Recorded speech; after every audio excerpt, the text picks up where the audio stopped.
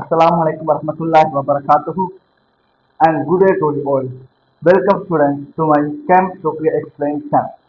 Right.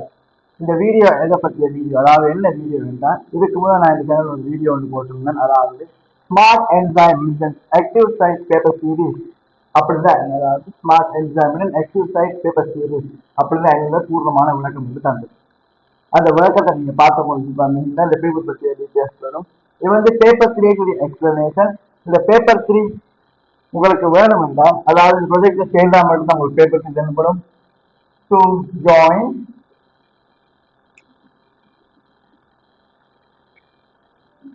076-199-7181 இதுக்கு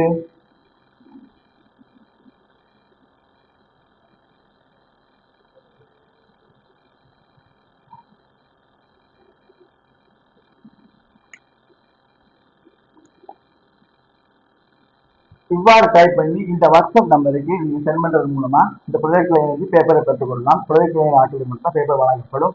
அதை பற்றிய முழுமையான டீட்டெயில்ஸ் வந்து அந்த வீடியோ தரப்பட்டு இதை பற்றி ஆக்டிவ் சைட் பேப்பர் சீரீஸ் இருக்கும். இந்த பேப்பரை பார்த்தீங்கன்னா மொத்தம் 25 உள்ளது. அதாவது முதல் 15 சாதாரண நாட்கள், அதாவது 5 விடைகள் தேர்வு செய்த நாட்கள். அடுத்த 5 நாட்கள் ஏபிசிடி கூட்டு கேள்விகள். ஏபிசிடி கூட்டுகள் பொருத்தமான விடையை தெரிவித்து அதுக்கான விடைகள். அடுத்த 5 கூட்டுகள் வந்து ஸ்டேட்மெண்ட். 2 ஸ்டேட்மெண்ட் தானே அதுக்கு எக்ஸ்பிளனேஷன். சரி, ஒரு 2 ஸ்டேட்மெண்ட் தானே அதுக்கு ஆன்சர் பண்ற மாதிரி. மொத்தம் 25 பேப்பரை கொண்ட ஒரு பேப்பரா தான் எனக்கு. அதாவது ஃபைனல் பேப்பர் அவைகளோட ஃபார்மேட்லயே பாத்தீங்கன்னா அறிவுறுத்தல இருந்து எல்லாமே ஒழுங்காக செய்யப்பட்டு ஒழுங்கு வடிவமைக்கப்பட்டு தந்திருக்கு. படங்கள் கூட நான் ரோல் பண்ணி செய்யப்பட்ட படங்கள் தான் எனக்கு தேவைப்பட்டிருக்கு. இது ஒரு முழுமையான ஒரு எம்சிக்கு பேப்பர், ஃபைனல் பேப்பர், ஒரு ஹாஃபான பேப்பராக இது காணப்படுது. எல்லா ஒரு வீக்கு செய்யறதால தனித்தனியா முதல் பேப்பர் செட் பண்ணி 50 எம்சிக்கு செய்ய முடியாது என்ற காரணம். சரி, இங்க அதை ரெப்ட் பிடிக்கிறதா இந்த சீனை நான் இப்படி பார்த்து விடணும், இந்த ரெக்கார்டிங் எப்படி இருக்குன்னு பார்த்து கொள்றதுக்காக. ரைட், ஃபர்ஸ்ட் கொஸ்டினை நம்ம ரீட் பண்ணுவோம். ரைட், ஃபர்ஸ்ட் கொஸ்டினை நம்ம ரீட் பண்ணுவோம். பின்வரும் கூற்று 1 மற்றும் 2 கருது. ஒளிக்கு அலை இயல்புகள் மற்றும் துணிக்க இயல்புகள் உண்டு என்று கூறியவர் வந்து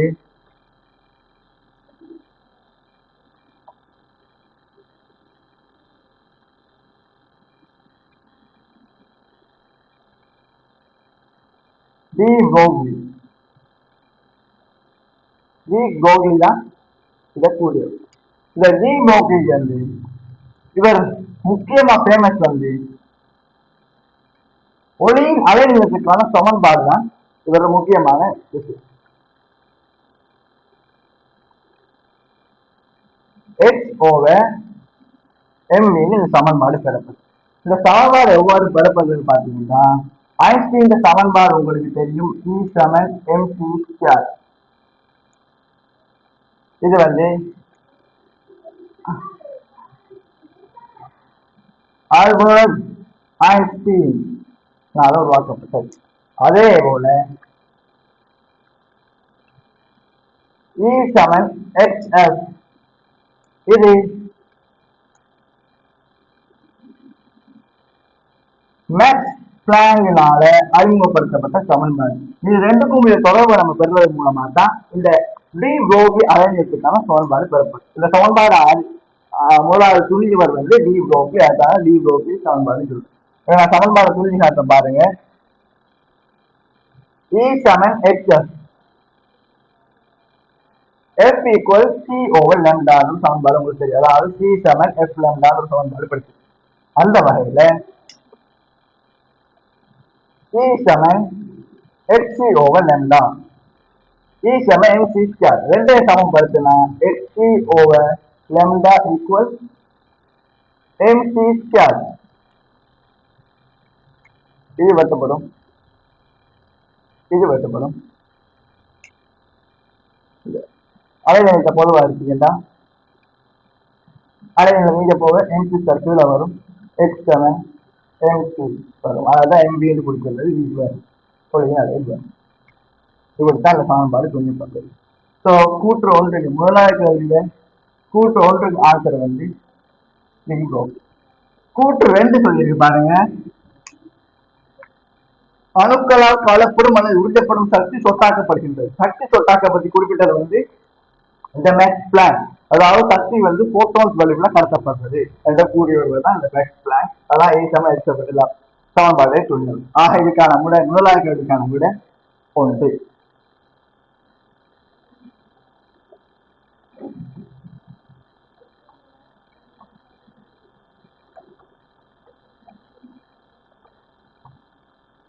அடுத்து சக்தி மட்டத்தில் எலக்ட்ரான்களுடன் பொருந்தாத சக்தி சொற்றங்களின் தொகுப்பு.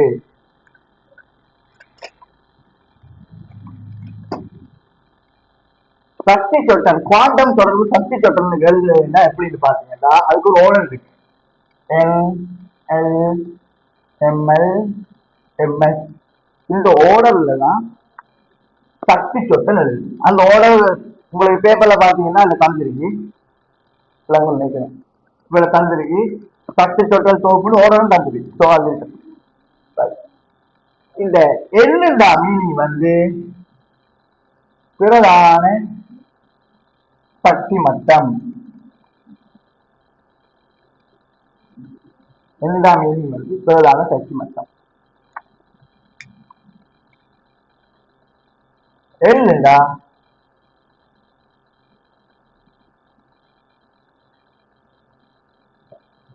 உபசக்தி மட்டம். எம்எல் அப்படின்னா மீனிங் காந்த சக்தி சொட்டன். எல்ல தனித்தனியா அப்ப சொல்றேன், அதுக்கு இதுக்கான மீனிங் சொல்றேன். அடுத்து MS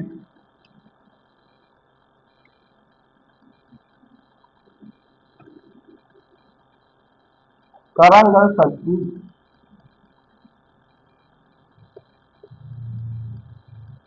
கரங்கள் சக்தி சொட்டை.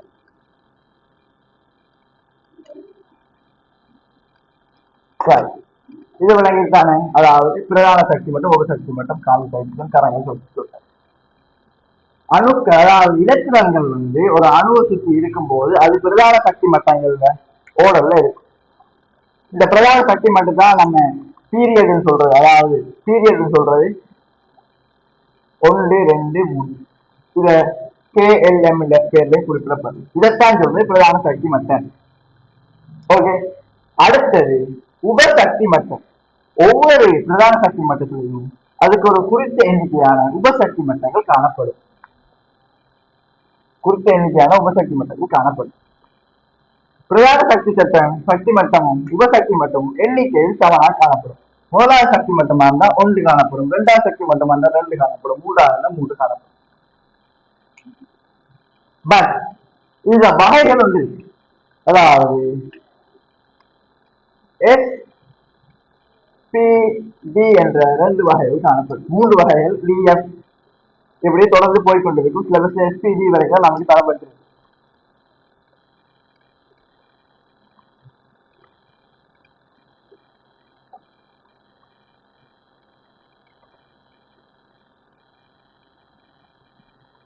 இந்த SPD நம்ம நம்பர்ல குறிப்பிடுறதா இருந்தா Xக்கு சைன், Pக்கு 1, Dக்கு 2 என்ற வடிவெல்லாம் குறிப்பிடப்படும்.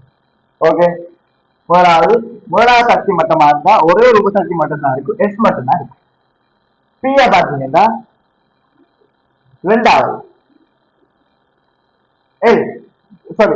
ரெண்டாவது சக்தி மட்டம் எல்லாம் ரெண்டாவது சக்தி மட்டமா இருந்தா அதுல உபசக்தி மட்டங்கள் 2 காணப்படும். அதாவது எஸ்டும் பியும் காணப்படும். மூன்றாவது இருந்தா 3 காணப்படும், SPV என காணப்படும். அதுல எண்ணிக்கை வந்து 0 தொடக்கம் 2 வரைக்கும், அதாவது 0 1 2 மொத்தம் 3 காணப்படுது நம்ம சிலபஸ். இதை பற்றி நம்ம தெரிஞ்சு கொண்டிருக்கோம்.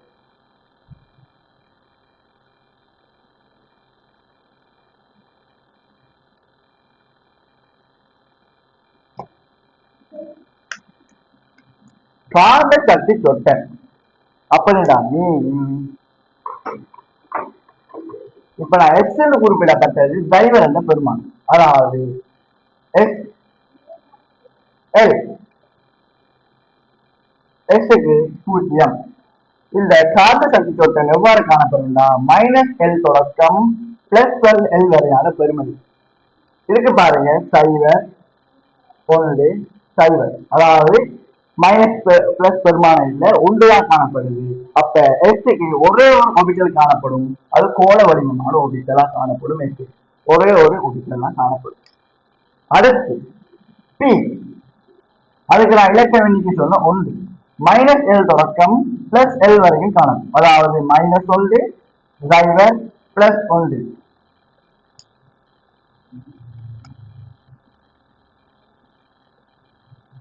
இதுல 3 ஒபிட்டல்கள் காணப்படும், 1 2 3. இதுல எப்படி எலக்ட்ரான் விளம்பரத்தை பற்றிய தகவல் அப்புறம் சொல்றோம். அடுத்தது டி -2 தொடக்கம் +2 +2 +1 0 1 சாரி -2 -1 +1 +2 இவ்வாறு 5 ஒபிட்டல் காணப்படும்.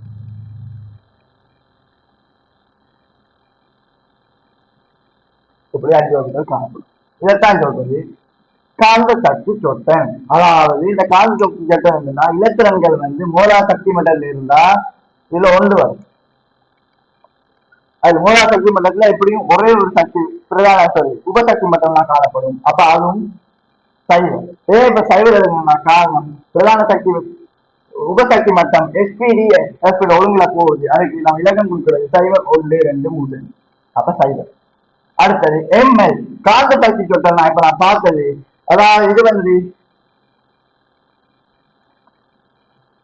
சைவர் என்ற எண்ணிக்கையில் உள்ள இடத்துல மட்டும்தான் காணப்பட போகுது. இங்க பிளஸ்ல இதோ இல்லை, ஆகவே சைவர். அடுத்து MS கரங்க சக்தி சொட்டன் தான்.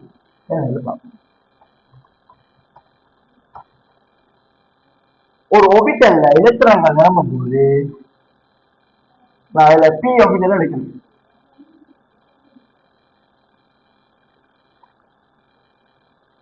முதலாவது எலக்ட்ரான்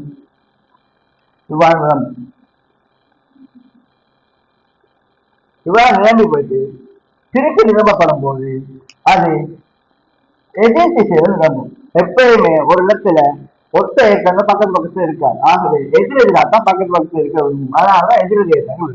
அப்ப இதே நாங்க நம்பர்ல குறிக்கிறது 1க்கு +12 -12 குறிக்கிறோம். இதை எந்த இலத்திரன் எந்த வடிவில் இருக்குன்னு தெரியாது. ஸோ +12 இருந்தாலும் -12 இருந்தாலும் நம்ம கொடுக்குற விட சரிதான். இதான் உபசக்தி மட்டங்கள் சக்தி சொட்டங்கள் தொடர்பான ஒரு பெரிய விளக்கம். முழுமையான நான் எல்லாத்தையும் நான் மென்ஷன் பண்ணல, முக்கியமா இது தேவையானதை மட்டும் மென்ஷன் பண்ணி அந்த வகை நீங்க பாத்தீங்கன்னா ரெண்டாவது பாருங்க 1 1 இருக்கு. ஒரு முதலாவது பிரதான சக்தி மட்டம், முதலாவது ஒரு உபசக்தி மட்டம் நான் காணப்படணும், அது எஸ்ஸா காணப்படும். எஸ்ஸுக்குரிய இலக்கம் சைவர், அதை தந்திருக்கு 1. ஸோ அதுக்கான விட அடுத்தது ஐயூபிஎஸ்சி பேர். ஐயூபிஎஸ்சி பேரிட பற்றி ஒரு சிறிய விளக்கத்தை நம்ம பார்த்துக்கொண்டு வரும்.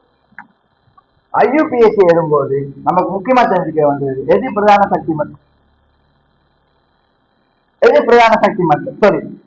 பிரதான தொழிற்பாட்டு கூட்டம், அடுத்தது தொழிற்பாட்டு கூட்டம் என்ன, இந்த ஓட தெரிஞ்சுட்டாதான் பேரிட முதலாவது. ஸோ அதுக்குரிய நான் டேபிள் சிறப்பு OOO ANAOO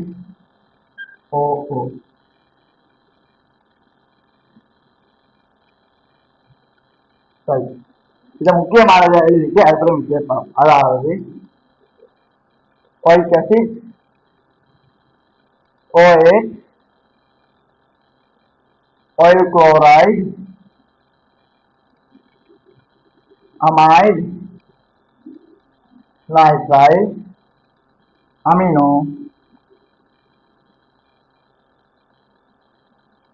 aldehyde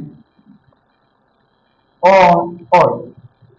அதாவது இந்த கூட்டங்கள் எப்படின்னா ஒயிக் ஆசிட்னா கூச் கூட்டம் சொல்றது, OHனா COO அதாவது COOட ஒரு R கூட்டம் உள்ளது. ஒயிக் இருந்தா இதுல ஒயிட் ஆசிட் ஒரு பிரதி தான் சிஓசிஎல். அமைடுண்டா அதுவும் ஒயிட் ஆசிட் ஒரு பிரதி தான் சிஓஎன்ஹெச்2. அடுத்த நைட்ரைன் தான் சைனைட், அதாவது சிஎன் வருது சைனைட். அதாவது ஆல்டிஹைட் தான் C double bond O yes. இது ஆர், இதுல ஒரு ஆர் வரும், இதுல ஒரு ஆர் கூட்டம் வரும். ஓல்டா தெரியும் சிஎஸ்ஓஎஸ். நீங்க ஓஎஸ் கூட்டம் பண்ணி நான் எல்லாம் மென்ஷன் பண்ணி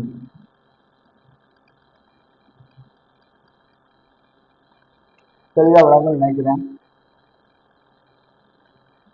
ஓகே, இது சும்மா ரஃப் ஆன் டயக்ராம் இருக்கு.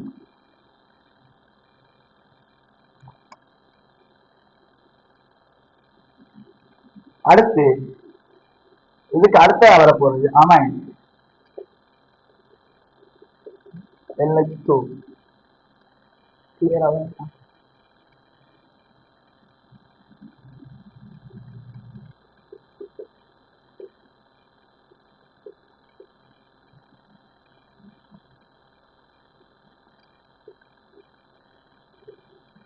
இப்ப நாங்க கீழே இருக்கிற எல்லாமே தொழிற்பாட்டு கூட்டம். இந்த தொழிற்பாட்டு கூட்டத்துல முதல் இது வரைக்கும் அமைன் வரைக்கும்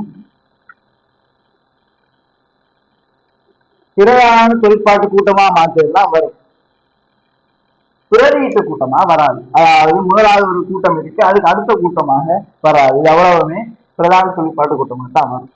அடுத்தது நைட்ரேட் குரூப் பாத்தீங்கன்னா பயணம் என்ற பேர்ல பிரதியீட்டு கூட்டமா வந்த, அதாவது இதுல 4 ஒரு குரூப் வந்து பேருக்குல இந்த குரூப் வந்தா இதுக்கு முன்னுரிமை அளிக்கப்பட்டு இதான் கடைசியா எழுதப்படும். அது எழுத எப்படி பார்ப்போம். அதுக்கு முதல் இந்த குரூப் வந்தா பிரதியீட்டு கூட்டமாக நேரம் பயணம் என்ற பேர்ல எழுதப்படும். காதல் முடிவு சங்கிலி முடிவுல எழுதப்பட்டா அதை நைட்ரேட் எழுது. அதாவது கார்பன் சங்கிலியில ஒரு கார்பன் சங்கிலியில இதான் கடைசி கார்பன், இல்ல முக்கியமான கூட்டம் ஒன்று இருக்கு, அல்டிஹைட் கூட்டம் இருக்குல்ல, இதை எழுதி வரும்போது இதான் இறுதி கார்பன். இறுதி கார்பன்ல இந்த நைட்ரைட் சிஎன் கூட்டம் இருந்ததுன்னா அதை நம்ம சயனோ என்ற பேர்ல எழுத வேண்டும். பேரு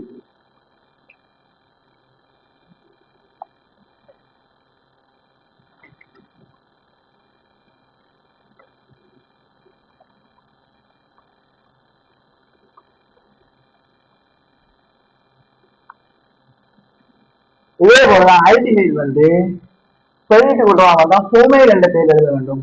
கார்பன் முடிவு நான் இப்ப சொன்ன மாதிரி கார்பன் முடிவு சங்கிலியில வேண்டாம், அதை நாங்க எழுத வேண்டியது ஆக்சோ. அடுத்தது ஓன் வந்து பிரேட்டு விடுவோம் வேண்டாம் ஆக்சோ.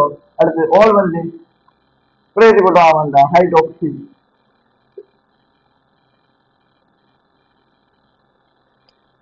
இது அமைன் பிரேட்டு விடுவோம் வேண்டாம். அடுத்து அமைனோ இது வையணி, அதாவது இல்ல உபகூட்டம் சொல்றது. 3 கார்பன் 3 பிணைப்பு வையணி ஈயணி என்று குறிப்பிடுவது. இது அவ்வளவுதான் முக்கியமாக பிரதான கூட்டமா காணப்பட போகுது. எப்படி எழுது பிரதான கூட்டமா வந்தா வையணி ஈயணி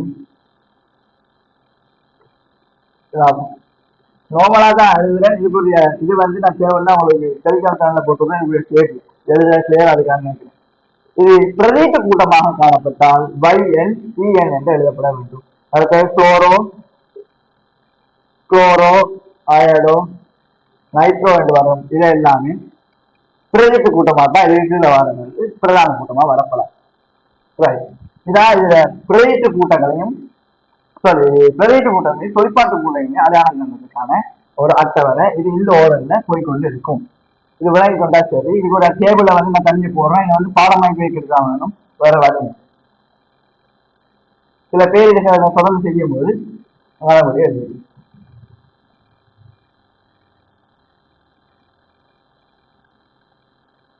இப்ப கார்பன் எண்ணிக்கை அடிப்படையில அதுக்கு பேர் வைக்கப்படுறது பார்ப்போம். 1 2 3 4 5 6 7 8 9 இந்த ஓடல்ல போகும் கார்பன் எண்ணிக்கை. இது கார்பன் எண்ணிக்கை. இதுக்கு பேர் meth eth prop but pent ஹெட் ஹெட் ஒக் நான் இந்த வழியில போயிட்டு இருக்கும். இது கார்பன் சங்கிலியில் பிரதிப்பு கூட்டம் அவரு திருப்பியும் ஒரு கார்பன் கூட்டம் வந்ததுண்டா அதுக்கு மெத்தால சேர்த்து பிளஸ் வையல் மெத்தாயில் கூட்டம் எத்தாயில் கூட்டம் ப்ரொப்பைல் கூட்டம் பியூட்டைல் கூட்டம் பென்டைல் கூட்டம் எழுதப்பட வேண்டும். இதுதான் இதுல முக்கியமான ஸ்டெப். இது ஓடுற பேர்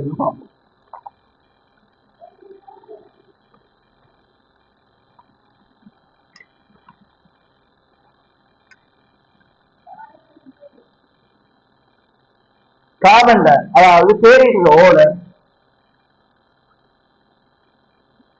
பிரதியீட்டு கூட்டம் முதலாவதாக வரப்பட வேண்டும். கார்பன் சங்கிலியின் பேர்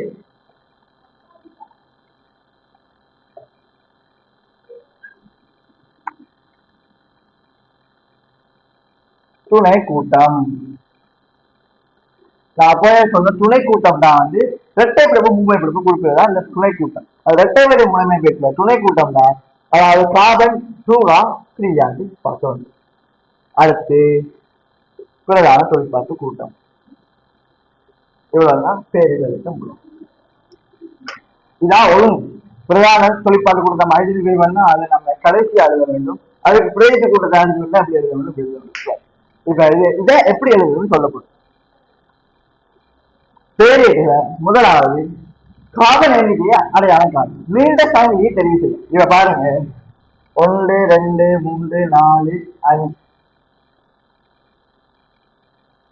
இப்படி ஒரு இப்படி ஒரு பேரிடு இருந்தா அதாவது ஒரு சேவை இருந்தா அதுக்கு நம்ம நீண்ட சங்கிலி எதுன்னு பார்க்கணும். இப்படி வர சங்கிலி நீண்டதுன்னா இது தொழிற்பாட்டு கூட்டமா இருக்கும். சரி பிரதிநிதி கூட்டமா இருக்கும். அதாவது தொழிற்பாட்டு கூட்டம் பிரதிநிதி கூட்டமா இருக்கும். அல்லது இப்படி ஒரு சங்கிலி இது பிரதிநிதி கூட்டமா இருக்கும். இப்ப நீங்க மேலாக பார்க்கணும் கூட எண்ணிக்கை எந்த காரணம் இருக்கு 1 2 3 4 5 இது 1 2 இது. அடுத்து பிரதான தொழிற்பாட்டு கூடமாக கார்பன்னா முதலாவது கார்பனாக வர வேண்டும். ஆகவே இதா இங்க இருந்து 1 2 3 4 5 போட இயலாது. நம்பர் 1 2 3 4 5 என்ற இந்த பொருள்ல வரணும். இது கார்பன் சங்கிலி நீண்ட கார்பன் சங்கிலி தெரிவு செய்த மெத்தட். அடுத்து கார்பன் சங்கிலி நீண்ட கார்பன் சங்கிலி தெரிவு செய்யும் போது இப்ப சப்போஸ் இதுல டபுள் போன்றோ ட்ரிபிள் போன்றோ இருந்தா நீங்க இந்த கார்பன் சங்கிலி தான் தெரிவு செய்யணும். இதை தவிர்த்து விட்டு இதுக்கு போக இயலாது. முன்னுரிமை துணை கூட்டத்துக்கு வழங்கப்பட வேண்டும். அது இந்த இருந்துச்சு. அடுத்து இதுல ஒரு தொழிற்பாட்டு கூட்டம் அமைனோ கூட்டமும் சைனோ கூட்டமும் வந்துருந்தா நீங்க எப்படி இதை எழுதணும்னா ஒரு அல்பபெட்டிக் ஓர்டர் இங்கிலீஷ் அல்பபெட்டிக் ஓர்டர்ல இது எத்தனையாக கார்பனும் அத்தனையாக கார்பன் 4 அமைனோ இந்த ஓர்டர்ல 4 அமைனோ 5 சயனோ எத்தனை 1 2 3 4 5 5 தான் பென்ஸ் பென்ஸ் இதுல டபுள் ஒன் இல்லை இது அல்கஹைட் பென்சல் PENTAL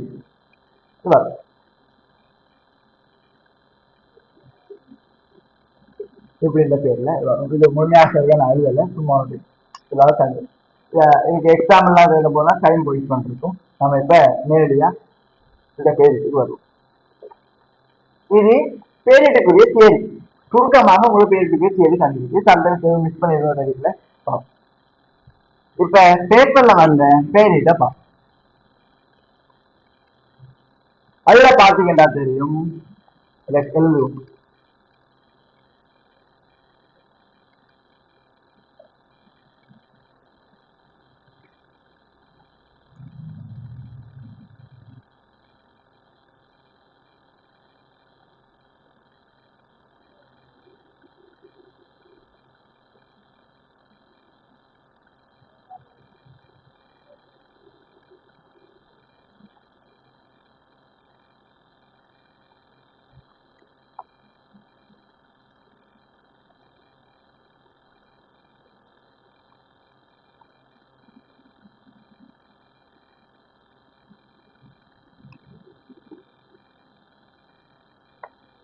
இந்த வழியில தான் உங்களுக்கு தங்கி. இதுல நீண்ட கார்பன் சங்கிலியே மூலம் நம்ம தெரிவு செய்யும். நீண்ட கார்பன் சங்கிலி தெரிவு செய்யும்போது நான் சொல்லியிருக்கேன், இரட்டை பிணைப்பு வந்தா அதை இன்க்ளூட் பண்ண வேண்டும். அப்ப எப்படி எழுதுறது? நீண்ட கார்பன் சங்கிலி 1 2 3 4 5 இதான் நீண்ட கார்பன் சங்கிலி. அதான் மூணாவது தெரிவு செஞ்சா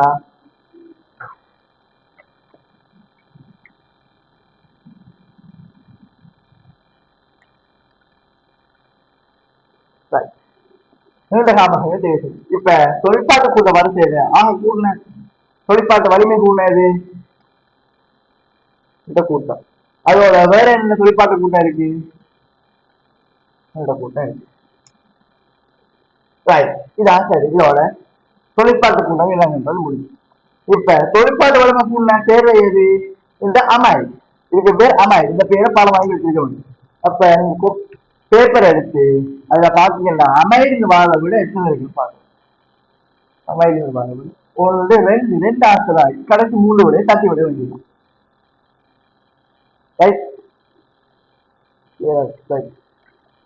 பேராளுக்கு நினைக்கிறது எனக்கு அப்படிதான் வாங்குது. அதுல 2 விட இருக்கு, மற்ற 3மே விட.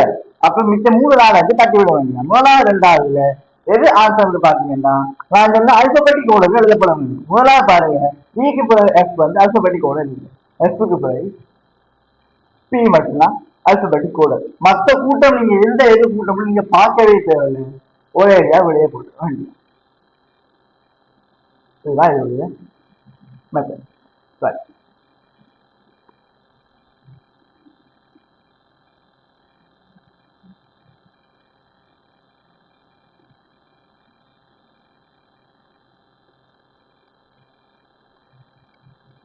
கார்பன் சல்ஃபைடு ஒரு சிறிய பிள்ளை இருக்கு.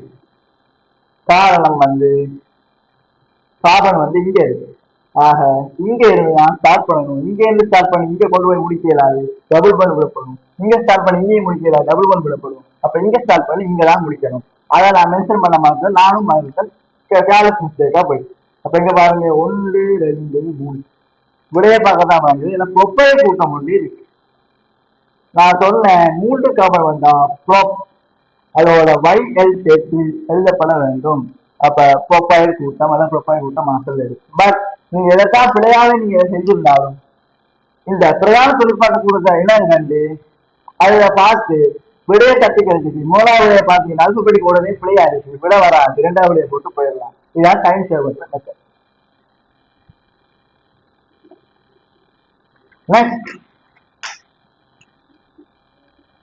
ஒரு ஆர்கானிக் கேள்வி தந்திருக்காங்க.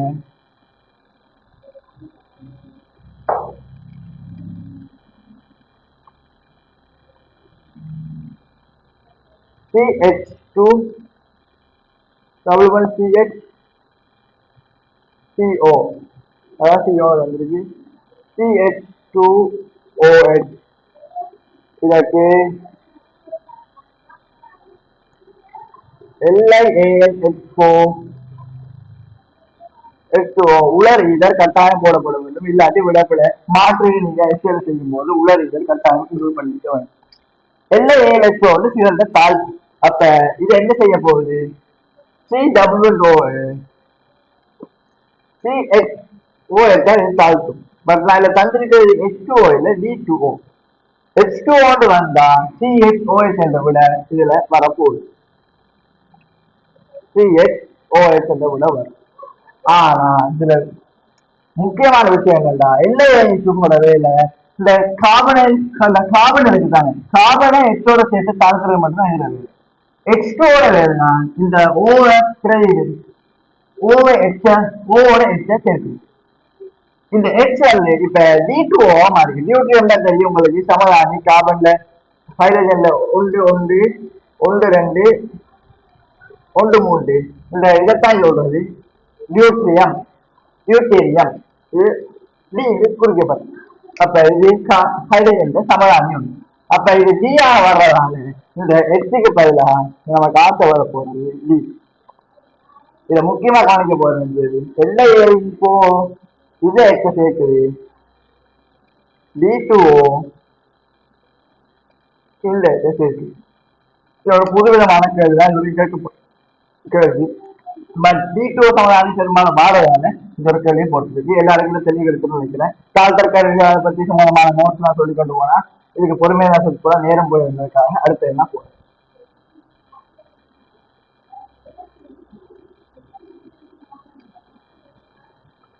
அடுத்த கேள்வி பாத்தீங்கன்னா அது ஒரு இன்ஆர்கானிக் டாபிக். அதுல பாருங்க NH2 ஓட HOD தாக்கம் போயிடுது. அதுல D தந்திருக்கு டியூட்டி அது. அப்ப இந்த ஓட்டு பயில நீங்க எக்ஸ்ட்ரா போட்டு பாருங்க என்ன இது. இது ஒரு நீர் H2O குடிக்கிறது H2O ரைட். இப்ப Na பிளஸ் NH2 இருக்கும் மைனஸா இருக்கும் H பிளஸ் OD மைனஸ் ஆகிருக்கும். அதே மாதிரி இது இப்படித்தான் இருக்கும். சம்டைம்ஸ் நம்ம சொல்லலாம் D பிளஸ் ஆகும் OH மைனஸ் ஆகும் இருக்கும். இது அடிப்படையாக தாக்கம் நடைபெற்றால் எந்த சேர்வை பெறப்படாது கேட்டுச்சு. இதுல பாருங்க சாரி பிளஸ் ஓட மைனஸ் NaOD பெறப்பட்டிருக்கு. அடுத்தது NH3 அமோனியா பெறப்பட்டிருக்கு.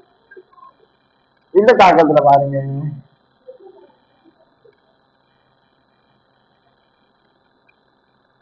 NaOH பெறப்பட்டிருக்கு. அடுத்தது NH2D பெறப்படும். NH2D plus minus NH2D. இது விளையாட்டா இந்த 4 விளைவுங்க இன்க்ளூட் பண்ணப்பட்டிருக்கு. அதுல வரப்படாத NH2OH ஏன் இந்த NH2OH வராதுன்னா பாருங்க NH2 minus OH minus OH minus minus சேர்ந்து இணையுமா சேர்றது ஆகிறார். ஆகவே நான் விட ஆன்சர் 3.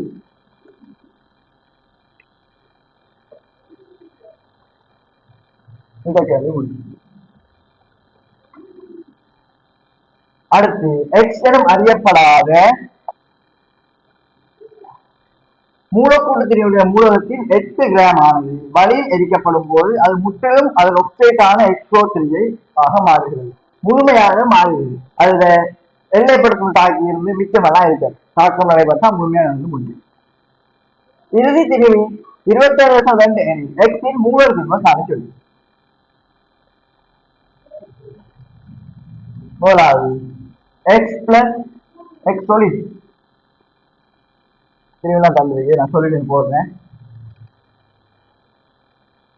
O2 XO3 இதா மாறுது சொல்லிதாக மாறுது முற்றாக தாக்கம் மாறுது. இப்ப இதுல 3 இருக்கு. ஆக்சிஜன் சமப்பட்டு வேண்டா 2 ஆக்சிஜன் 6 போயிட்டு அப்ப 3 2 6 இது 2 எக்ஸ் 2 இதே மூல விளங்கும். இப்ப எக்ஸ் தாக்கிய மூல்களும் எக்ஸ் நுகரப்பட்ட மூலம் எக்ஸோக்கு உருவாகிற மூலம் சமன். அப்ப NXX சமன் NXO3X ரைட். இது எழுதியாச்சு. இதாவது தொடர்பு பெறப்பட்டு இதை வந்து இது மூலத்திரிவு என்ன சொல்றது. மூலத்திரிவுக்கு என்ன தரவு L சமன் மூலத்திரிவுக்கு L சமன் மூல் சமன் மூலர் திணிவுக்கு அதன் திணிவு மூலர் திணிவுக்கு சாரி அதன் திணிவின் கீழ் மூலர் திணிவு.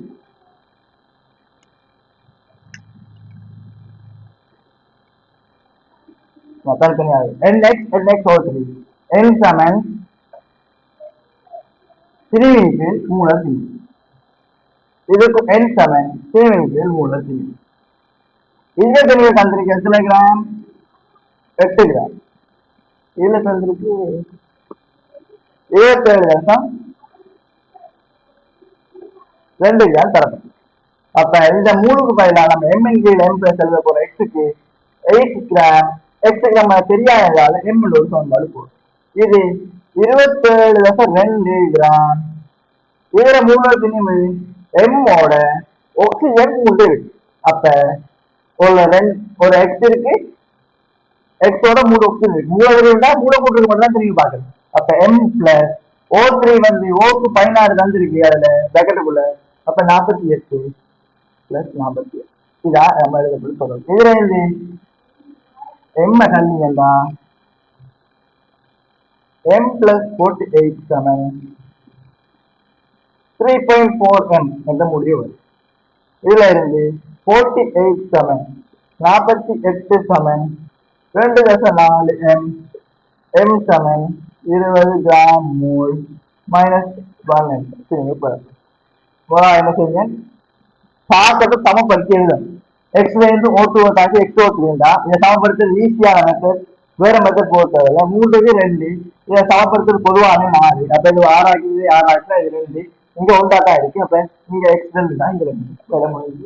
அதுக்கு பிறகு தாக்கி 100 மோல்களை சமப்படுத்தினேன். அதுக்கு பிறகு திருவின்கள் மூலதனையும் இங்க திருவின்கள் மூலதனையும் போட்டுட்டேன். நீங்க திரும்பி தந்திருக்கு மூலதனையும் தெரியாது, திரும்பி தந்திருக்கு மூலதனையும் தெரியாது, என்ன தெரியாது. அதோட 48 தெரியும். எழுதலாம் விட வந்துட்டு 20 கிராம் மூணு மைனஸ். இது வந்து 6ஆம் கேள்வி.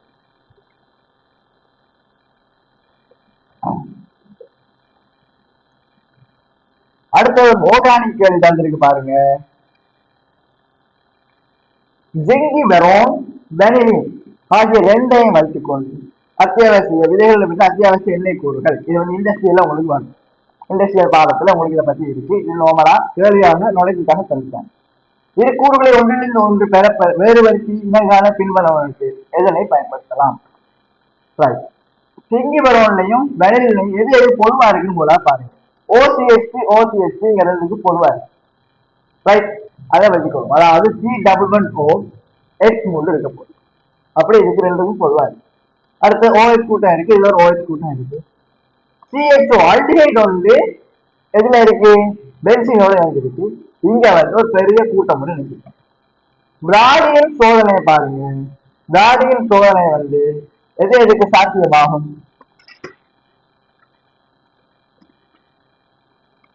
பாடியன் சோதனை பொருள் தான் 2,4 DNPH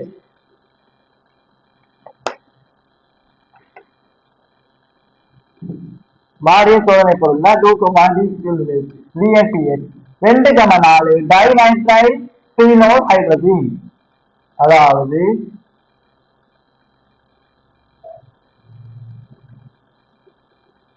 இரண்டாவது நிலையும் 3 4வது நிலையும்.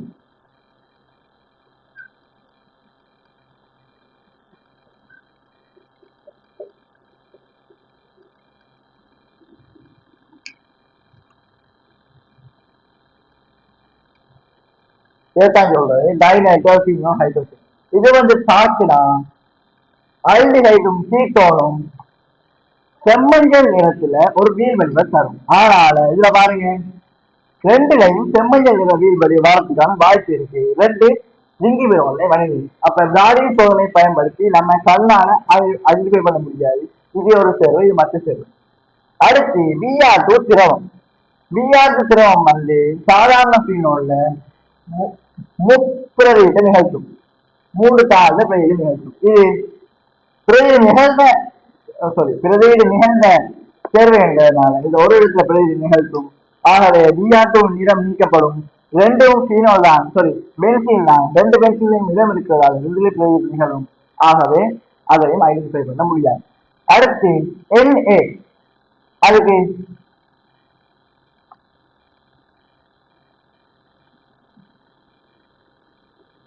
கூச்சு கூட்டத்துக்கு மட்டும்தான் என்ன கூச்சு கூட்டத்துக்கு மட்டும்தான் எண்ணெய் தாக்க முடியும். இது ரெண்டு கூச்சு கூட்டம் இல்லை, அதனால தாக்கமே நிகழாது.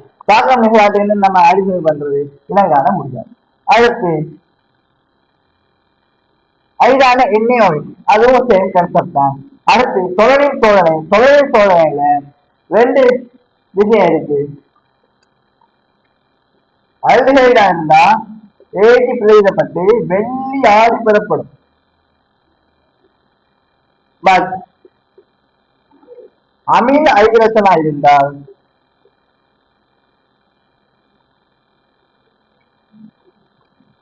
வெள்ளை வீழ்வடிவு பெறலாம். ஆகவே அமீன் ஐதரசனை 3 போட்டு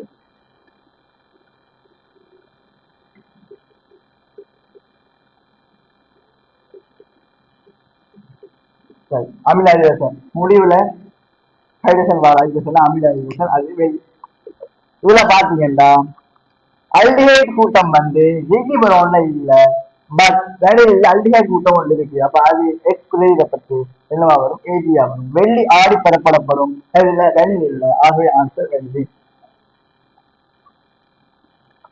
இது முடியும். அடுத்து வேறுபடுத்தி இனங்காணல் தொடர்பான கூற்றுகளில் பின்வருவது சரியானது என்று கருத்து.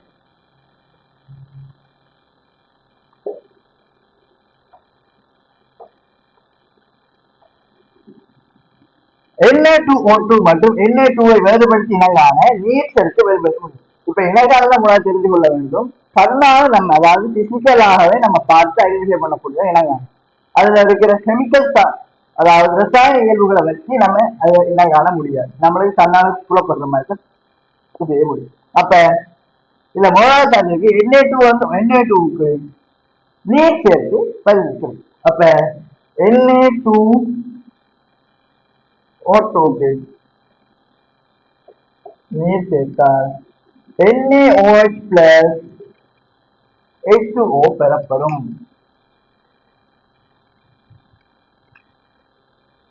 ரெண்டு எண்ணெய் 4 எண்ணெயா போயிடும். அவை 2 8 இங்கே 2 வரப்போகுது. 2 வந்தா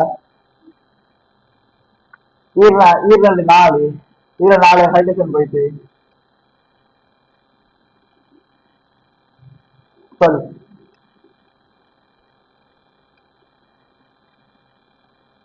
திருப்பி நீரோட தாக்கி நீரை பெறப்படும் அறிவிக்கா O2 பெறப்படும். இங்க 4 ஹைட்ரஜன், இங்க 4 ஹைட்ரஜன், சரி இங்க 4 ஆக்சிஜன் 6 ஆக்சிஜன், 2 4 2 4 4 2 6 ஆக்சிஜன் சமன்படும். NaO வந்து H2ஓட தாக்கம் புரிந்தால் NaOH மட்டுமே பெறப்படும்.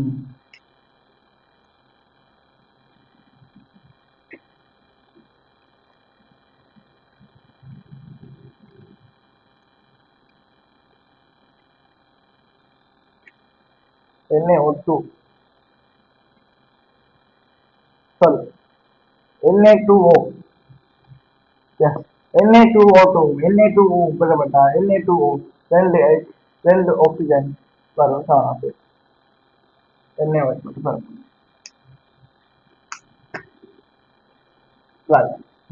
இப்ப இது இனங்காண்றது எப்படி பார்ப்போம். ரெண்டுக்கு நீரை சேர்த்தா NaOH பெறப்படுறது ரெண்டும் கரெக்டா வரும். இதுல ஒன்றே ஒன்றுக்கு மட்டும் வாயு வெளியேற போகுது. ஆகவே Na2க்கு வாயு வெளியேறும், Na2Oக்கு வாயு வெளியேறாது. ரெண்டே பிரித்தறியும் போது எது Na2O அதுக்கு வாயு வெளியேறும், Na2O2க்கு Na2O வாயு வெளியேறாது. இதன் அடிப்படையில எதுக்கு வாயு வெளியேறது பார்த்தா அது Na2O2 சேரும் என்று நம்ம சொல்லலாம். ஆகவே ரெண்டையும் ஐடென்டிஃபை பண்ண முடியும்.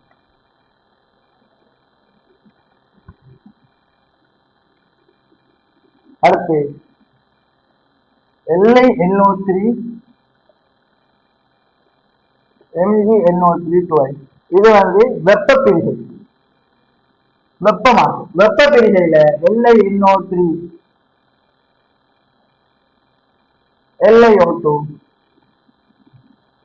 NO2 plus O2 வரப்போகுது. அதே மாதிரி MgO plus NO2 O2 வரப்போகுது. அதாவது வெப்ப பிரிகை வந்து எல்லாத்துக்கும் ஒரே மாதிரி வாயு வரும். இது ரெண்டு திண்மம் அதே மாதிரி திண்மமா இருக்கும்.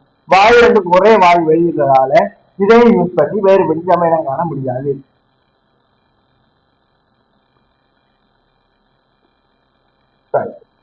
இதுக்கு விட வந்து முதலாவது நம்ம கண்டுபிடிச்சாச்சு, இனம் காண முடியாது முதலாவது படி சொல்றேன். இப்ப நான் ரெண்டாவது விளங்கப்படுத்திட்டு இருக்கேன். அடுத்து AgNO3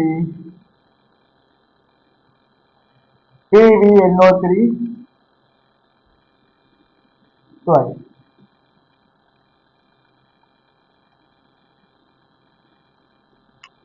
இது பிபி சேர்க்கும் போது ஏஜி ஐயாவும் பிபி ஐயாவும் இது வீழ்வடி பிளஸ் KNO3 வீழ்வடிய போகுது. இது ரெண்டும் ஒன்று. ஏஜி ஐயும் பிபி ஐயும்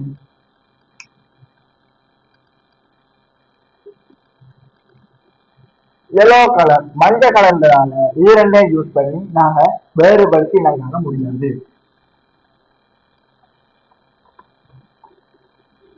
அடுத்து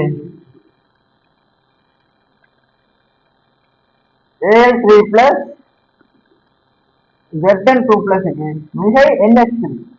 நார்மலா NH3 சேர்த்தா NH3 aqueous நீர் மிகை நீர் NH3 அப்ப aqueous சேர்த்தா AlOH thriceum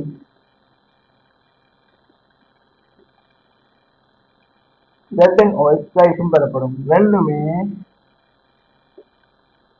வெள்ளை. இதுக்கு மிகையா NH3 சேர்க்கும் போது இது கரையாது. இது ZnNH3 4 times 2 plus சிக்கலான உருவாக்கும். இதுவும் வெள்ளைன்றதுனால இதை நாங்க ஐடென்டிஃபை பண்ண முடியாது. இல்ல இந்த எழுத்துக்கள் தெளிவில்லாட்டி எதுவும்னா கொமெண்ட்ஸ்ல போடுங்க. அடுத்த முறையில கொஞ்சம் தெளிவாக பார்க்குற கொஞ்சம் எழுத்து கூப்பலாம். சொல்ற விடயங்கள் விளங்குற இல்லை சவுண்ட் பிரச்சனை எதவா இருந்தாலும் நீங்க கொமெண்ட்ஸ்ல போட்டுங்கன்னா எனக்கு அறிவிய பண்ணி.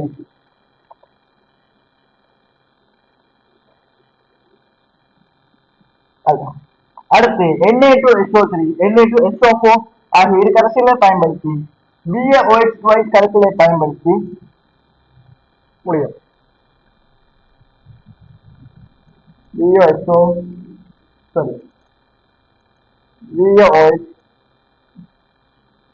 யூஸ் பண்ணி NO2SO3 ஓடையும் Na2SO4 BaOH தாக்கம் என்ன நடக்கும்? BaSO3 பிளஸ் NaOH பெறப்படும்.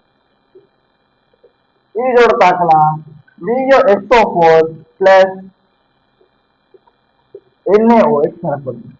இதுல ரெண்டுக்குமான பிரச்சனை என்னன்னா இது ரெண்டுமே வெள்ளை வீழ்படிவு. இது தெரிந்த அமிலத்திலையும் கரையாத ஒரு சேரையை படித்திருக்கு. ஆக 8வது கேள்வி முடிஞ்சு. 8வது கேள்வி காசை முதலாவது Na2O2வும் Na2O-லையும் Na2O2க்கு O2 ரிலீஸ் ஆகிறது, அதாவது கேஸ் ரிலீஸ் ஆகிறதால அதான் என்ன காமிக்க சரி. அடுத்து மாத்திரைகளுக்கு பிரதானமா யூஸ் பண்ணப்படுற C6H5N2Cl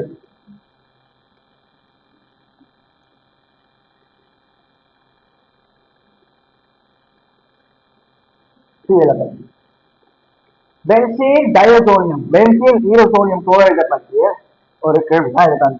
அதுல N+ அயனுக்கு இலத்திரன் நாடிதான் குறிப்பிட முடியும்னு சொல்லியிருக்கு. இலத்திரன் நாடி மீனிங் இலத்திரன் -4 போல ஒரு பிளஸ்ஸா இருக்கும். இது பிளஸ்ஸா இருக்கு, அதால முதலாவது கூற்று சரி. ரெண்டாவது கூட சொல்லியிருக்கு பாருங்க, C6H5N+ சரி, அதாவதுதான் இந்த சேரை ஈரோசோனியம் குளோரைட் KI பார்க்கும் பொழுது அயோடோபென்சீனை தரும். சரியானது. இது பென்சீன் தானே, இது பிரதிடப்பட்டு அயோடோபென்சீன் கிடைக்கும். அப்ப இரண்டாவது கூட்டம் சரி. மூன்றாவது கருத்துக்கு சரிதரக்கம் 5 பாகையில் சாக்க முடியும் போது ரைட் அணிலிண்டாது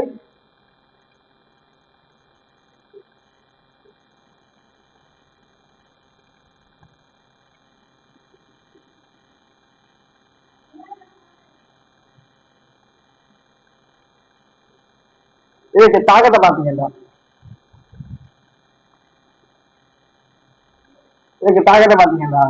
சைவர் தொடக்கம் 5 பாகை செல்சியஸ்ல வழங்கலாம் மற்றும்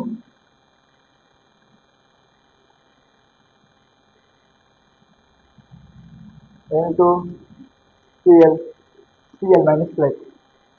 அது NaNO2 HCl இல்லாது சைவர் தொடக்கம் 10 பாகை செல்சியஸா இருந்தா நடைபெறுவது எப்படி சொல்லுப்பா. 10 பாகை செல்சியஸுக்கு அல்ல 5 பாகை செல்சியஸுக்கு மேலே ஆயிருந்தா இது பீனோட தரும். ஹைட்ரோபென்சின் சாரி ஈரசோலியம் குளோரைட்டை தராது. அது விளங்கிட்டா சரி, இது விளங்கி சரி. அடுத்து ரைட், இது வெப்பமாக்கப்படும் போது பிரிகை அடைந்து பென்சீனை தரவு தந்தது, பென்சீனை தராது, இது தருவது பீனோ. அடுத்து ஒளி ஊடகத்தில் பீனோவுடனே தாக்கம் அடைந்து நிறமுள்ள சேவைகளை தரும். பீனோவுடன் தாக்கம் அடைந்து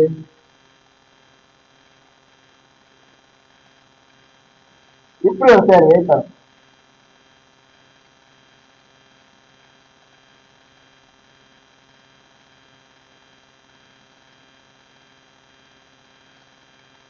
இது நடைபெற என்னன்னா இல்ல சூழல் வந்திருக்கும்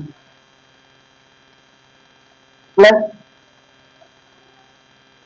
பீனோல் ஓஎஸ், இது எல்லாமே ஒரு எச் இருக்குதானே இதுல, இந்த எச்சும் இந்த சீயலும் சேர்ந்து எச்சியலா வெளியேற இவ்வாறு பெயரிடப்பட்டு வரும். இது சிவப்பு நிறமானது. ஆகவே கூட்டு சரி. இதுல கூட்டு பிழை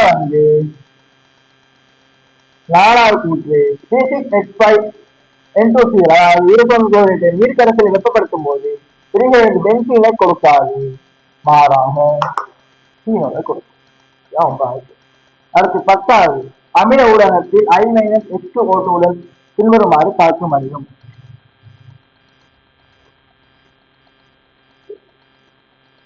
10வது கேள்வியை பார்த்தீங்கன்னா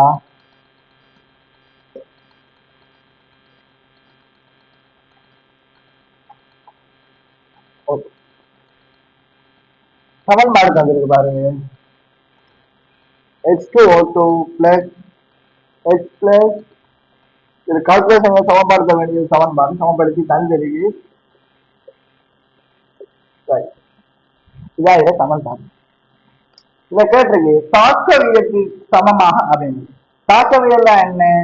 தாக்கியல் அல்லது விளைவுகள் ஓரளவு நேரத்தில் நுகரப்படும் அல்லது பெறப்படும், அதாவது விளைவாக பெறப்படும் வீதம் தான் தாக்க வீதம். ஓரளவு நேரத்துல ஒரு செகண்ட்ல எவ்வளவு ஒரு விளைவு எவ்வளவு பெறப்படுதோ அதான் தாக்க வீதம், அல்லது தாக்கி எவ்வளவுக்கு தாக்கம் வருதோ அதான் தாக்க வீதம். தாக்க வீதத்துக்கான சமன்பாடு ஆர் சமன் இது தாக்கியதுக்கு நம்ம எழுதும்போது தாக்கி நுகரப்படுறதா